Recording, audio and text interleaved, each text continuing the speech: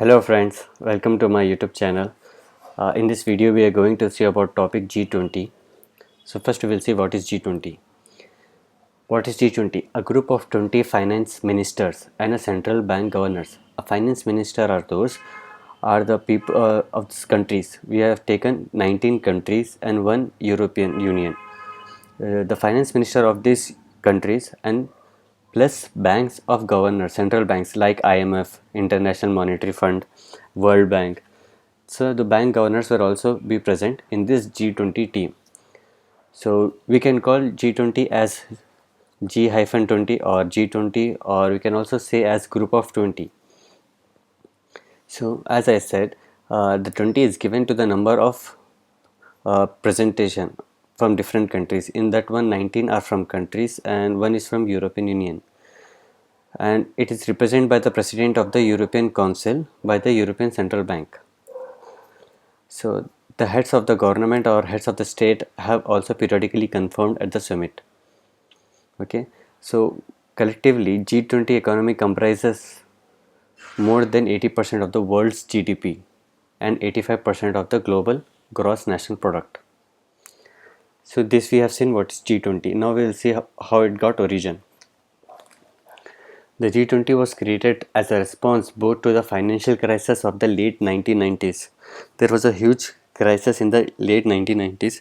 With that, this has been emerged. The key emerging market countries were not adequately included in the core of the global economy discussion.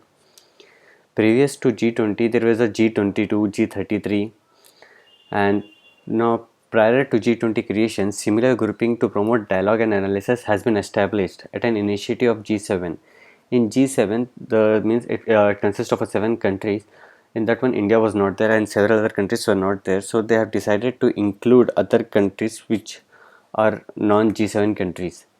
So what have done in the G22 means 22 countries combination met at the Washington DC in April, and again they have met in October 1998, and they have also aim was to involve non-G7 countries.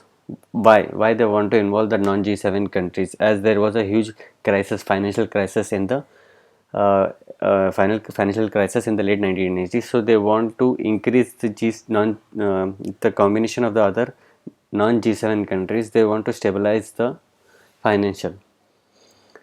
So in the resolution of global aspect of the financial crisis then affecting emerging market countries.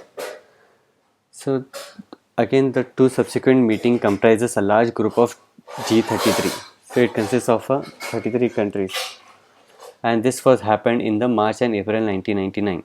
G22 has happened in 1998 and G33 has happened in 1999, and discuss the reforms of the global economy and the international financial system.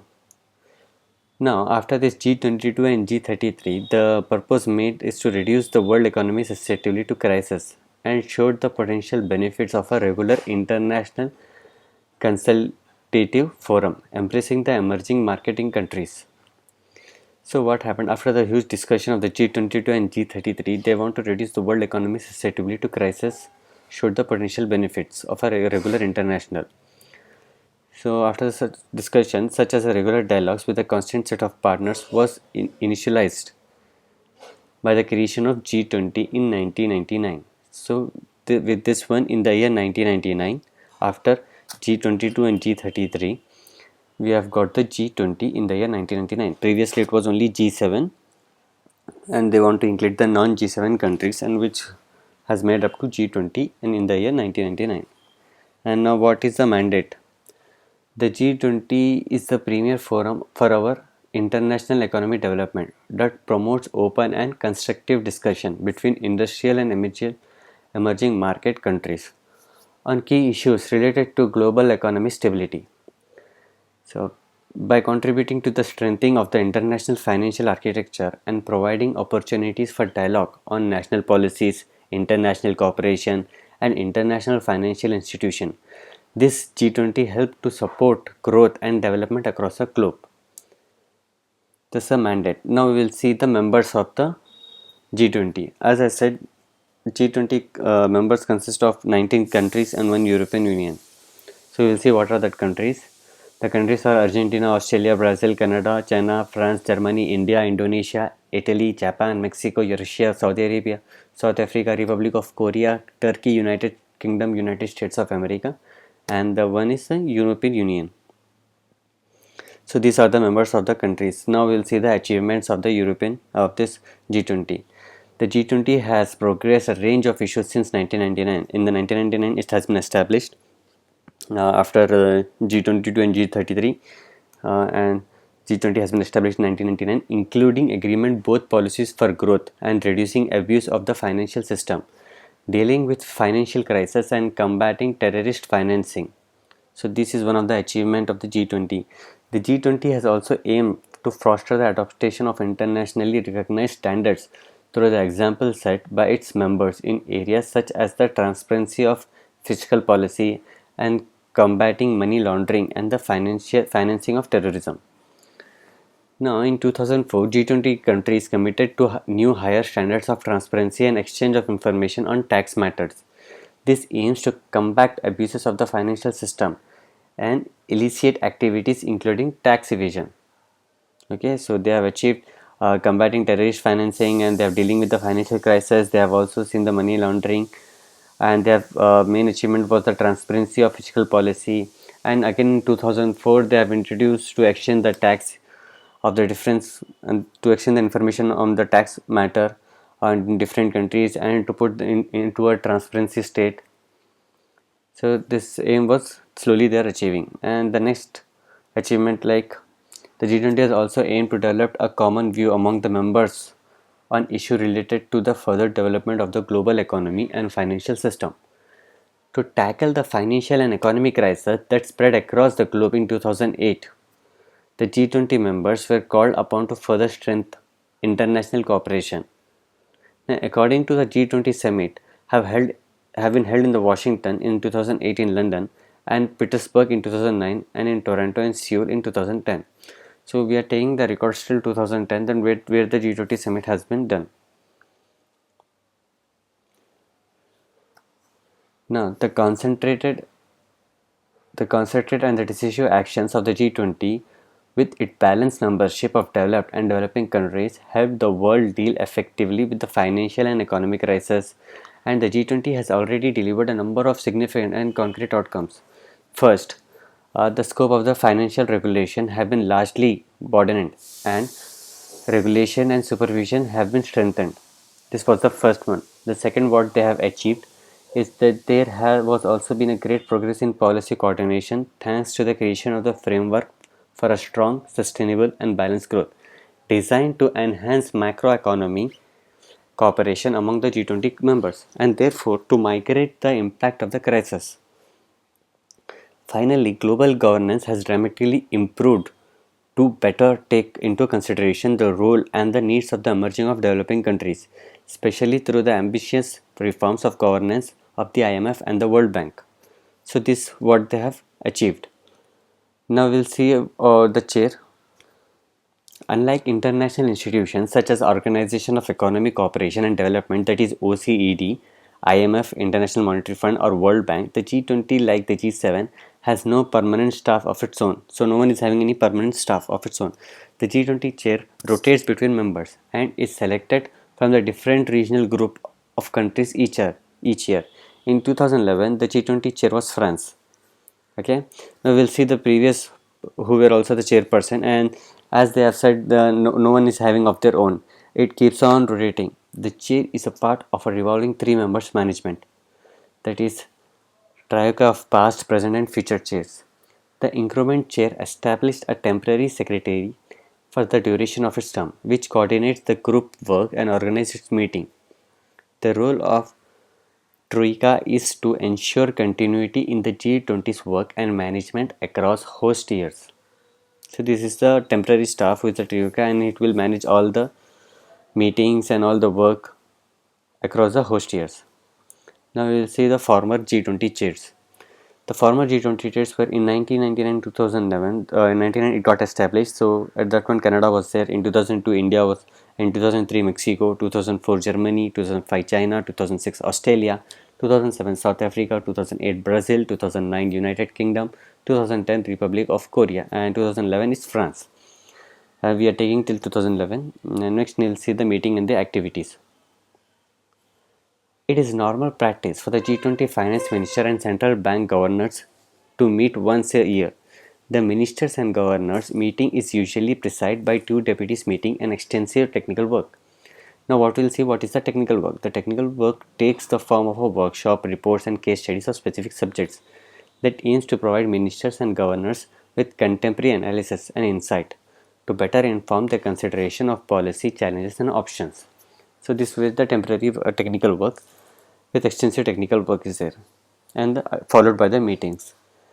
Now we'll see the interaction with the other organization, international organization. The G20 cooperates closely with various other major international organizations and fora.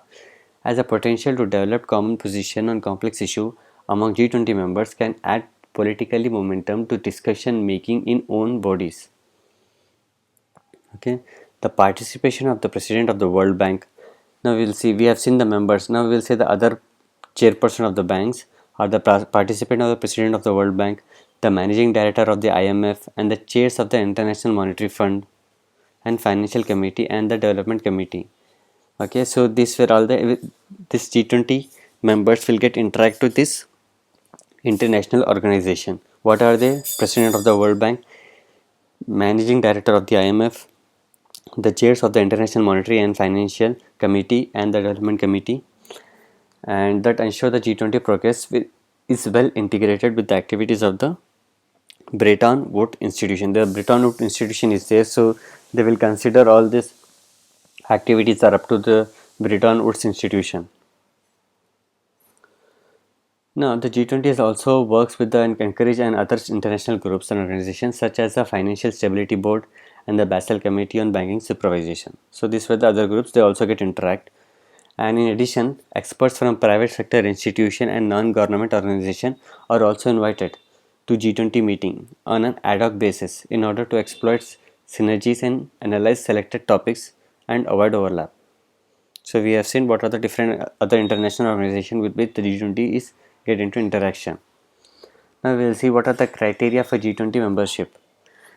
In a forum such as the G20, which is having a 19 countries and a 1 European Union, it is particularly important for the number of countries involved to be restricted and it is fixed to ensure the effectiveness and continuity of its activities. If it increases members, there won't be any ensuring the effectiveness and there won't be any restriction. So there are no formal criteria for G20 membership and the composition of the group has remained unchanged since it established in 1999. In view of the objectives of the G20, it was considered important that countries and regions of systematic significance for the international financial system be included. Aspects such as geographical balance and population representation also played a major part. Okay, now we'll see the external communication. The country currently chair the G20 post detail of the group's meeting and work program on the dedicated website. So everything will get on the website. And the G20 publishes communique which records the agreement reached and measure outlined. Okay, so they all made into public. They won't keep if anything they want to publish for the public, they will put on the website, and from there we can see what are the activities are going place in the G20. Now this question arises, can all members countries exert equal influence? So achieving consequences is the underlying principle of G20 activities with regards to comment, recommendation and measure to be adopted. There are no formal votes or resolution on the basis of fixed vote sharing or economic criteria. Every G20 member has one voice with which it can take an active part in the G20 activity. To this extent, the influence of a country can exert its shape decisively by its commitment. The next question is, how are the G20 taking forward work remitted to finance ministers and leaders? The G20 finance ministers were tasked from the Pittsburgh summit to take forward work in the following area: the framework for strong, sustainable and balanced growth, and the second one is strengthening the internationally financial regulatory system. The third one is modernizing our global institution to reflect today's global economy. The last one is reforming the mandate, mission and governance of IMF. Okay, the next one is reforming the mission, mandate and governance of the Development Bank, energy security and climate change, strengthening support for the most valuable, putting quality jobs at the heart of the recovery. And the last one is an open global economy. So these were the things. Now this has been over. Now we will see the 2011 Keynes G20 summit. So it has hosted by France, as I said, and it was dated between 3rd and 4th November, and the venue was Keynes, and the participations of the G20 countries, and the followed by Seoul. In 2010 it was Seoul, and in 2012 it will be a Mexico. And in this one we can see the Keynes following are the main achievements, what are they have achieved, and what are the IMF resources, and these are the action plans for jobs. Another package, the stimulate growth and employment. They want to increase banks. The G20 named 29 banks has been so important to the global financial system that they have likely to need to hold more capital than rival, and must put in place a plan to let them to be wound up without taxpayer. And the last is one is the tax havens agreement to a multilateral convention to tackle tax evasion more effectively, that includes automatic exchange of information and tax collection assistance. So they want to exchange the information between the different countries on the tax they are collecting. So they want to exchange the information on tax matters. Now this slide will show the leaders of the G20 countries presented at the Keynes summit. And this one is photo when President Barack Obama talks with the Turkish minister. This is 2010. This is 2009 Pittsburgh in London 2009, and this is 2008. So we have seen what is a G20 and how G20 came in 1999, and how what they will discuss in that one. What are the members, and who are the members, and one European Union, and how they have came into exchange the information on the tax. What is their aim? Okay, if you like my video, please press like. Thanks. Uh, comment and subscribe for other videos. Thanks for watching.